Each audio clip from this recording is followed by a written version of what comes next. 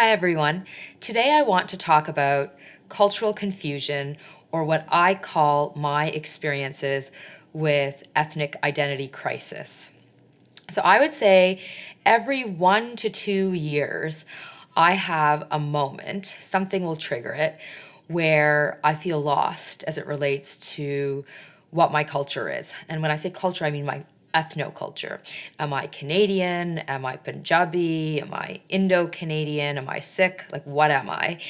And what usually happens is something will bring it on, either feeling isolated or feeling disconnected from experiences that are taking place around me, or I'll be in a social setting where I'm with either Punjabi people and I won't feel very Punjabi, or I'll be with a lot of white people repeatedly in Canada or in the US through my work when I'm traveling, and I'll feel culturally disconnected there, or something will bring it on.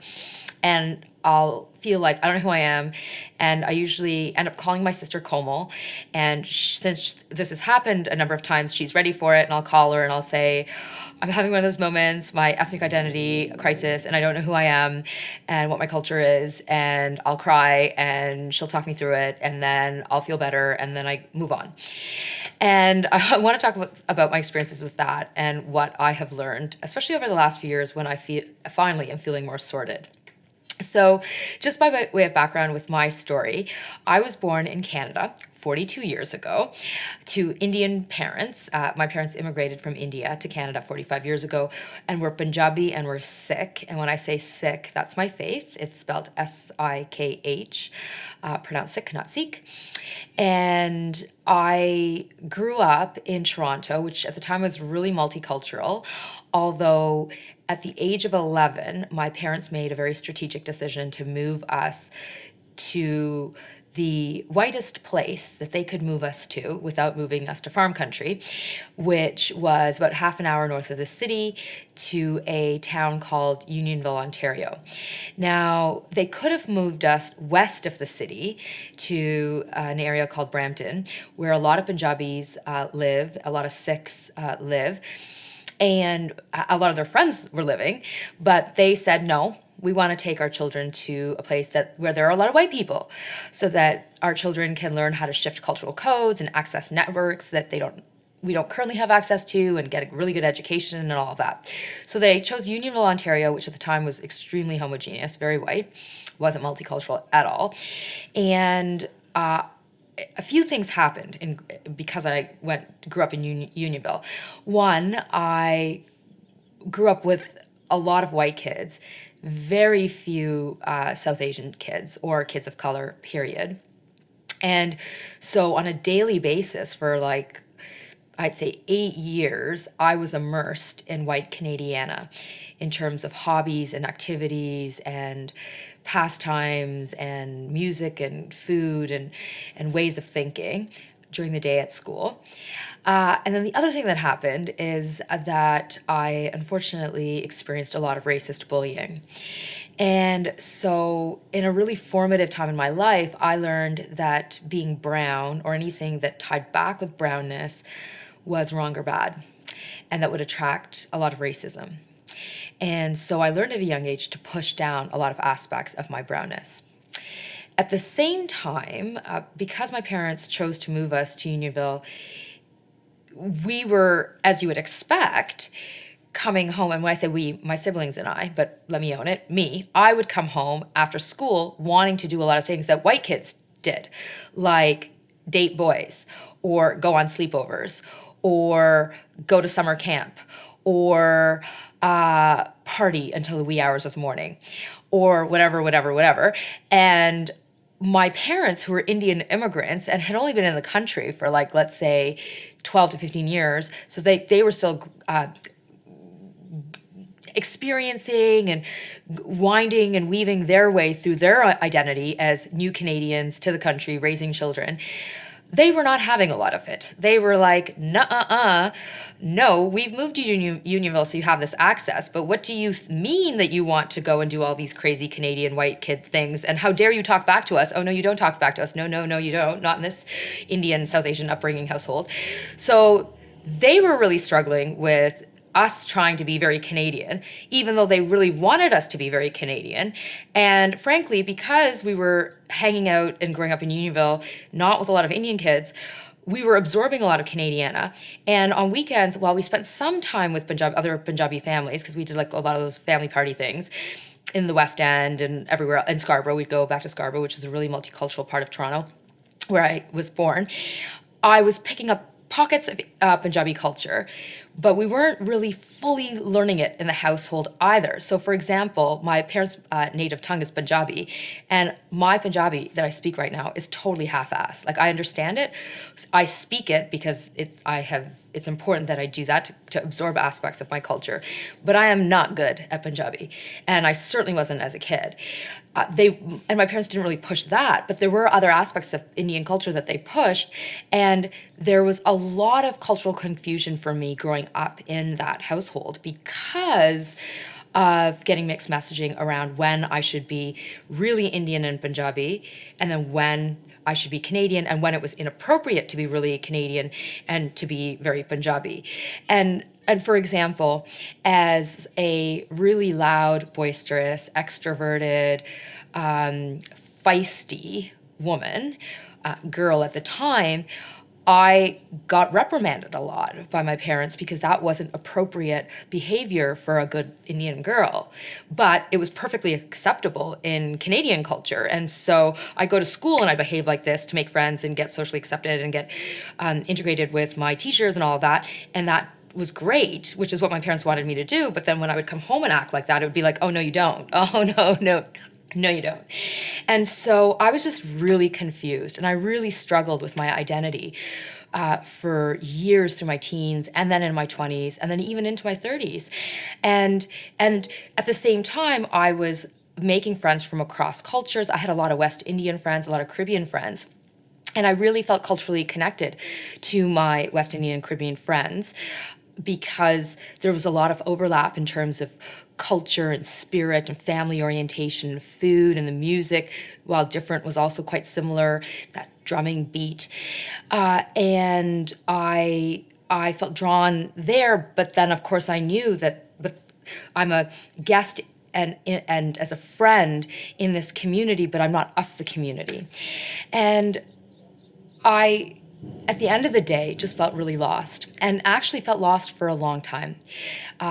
And now, given that I do work in the area of diversity and inclusion, and I teach culture for a living, I now understand that what was happening for me growing up, and then into my adulthood as well, is that I was struggling with finding belonging.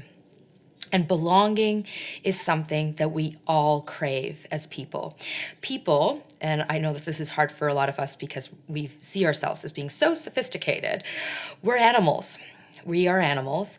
And as a species, we are a very tribal animal species. We crave belonging in tribes. And for me growing up, ethno-culturally, I struggled to feel belonging in a tribe.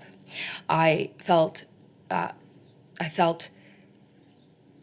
an outsider in white culture because I wasn't white, and in fact, I experienced othering and bullying and racism, and continue to. And so I didn't feel belonging there, and I still don't.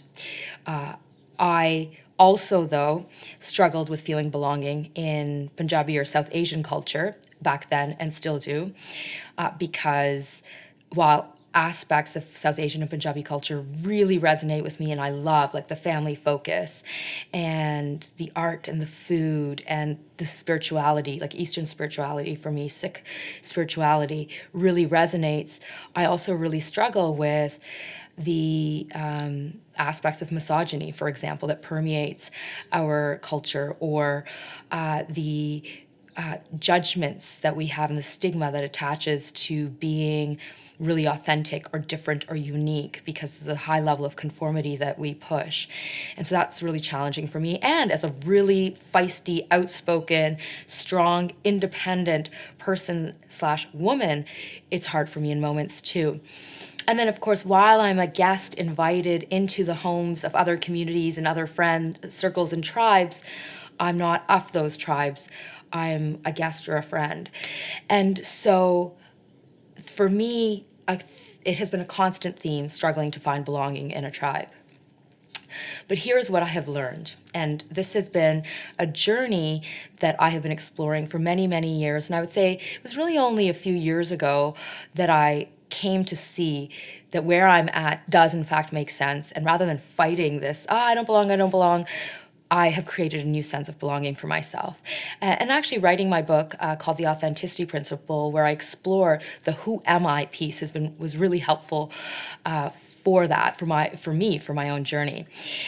What I have learned is that this binary way of looking at cultural identity, I am South Asian, I am Canadian, I am brown, I am this, I am that, actually doesn't serve some of us.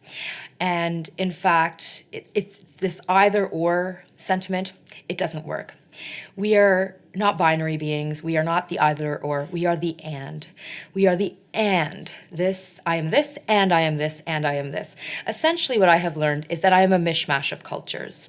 And I choose the mishmash because I get to choose what resonates with me. So, for example, I love that I'm Canadian. I am fiercely proud of being Canadian. I love that compared to other nations around this world, we are so fiercely committed to human rights. At the same time, as a devout, proud Canadian, I call out Canadians. I call us out as a collective for continuing to perpetuate the legacies of colonization and other forms of supremacy, where some of us are getting ahead and others are being left behind. So I am Canadian. I accept that and I embrace that. I am also Punjabi, and I love, again, the family-centered aspect of my culture. I love that we celebrate spirituality in a way that really resonates with me. I love that the Sikh spirit is so woven into how I live and breathe and be, and that really feels good to me. I love that on a certain weekend I can go to Bhangra Jam or a Bollywood Jam, and the very next weekend I can go to a Soca Fete. I love that with my West Indian friends. I think that's awesome. At the end of the day, for me, as a mishmash of cultures, and in choosing what aspects of the cultures that I want to be or I want to embody that work for me, what I have come to see is that really at the end of the day, I identify, yes, as being Punjabi, as being Canadian, but that I'm a woman of color who's so impacted by her gender identity and her racial identity.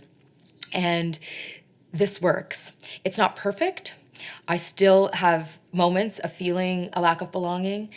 I still have moments of struggling with who am I and how that's evolving, but I'm exhaling a lot more. Like I can be, for example, on a train in India and just exhale and be like, wow, I'm with my people. The same way I can be at a party listening to awesome music here and be like, wow, I'm with my people.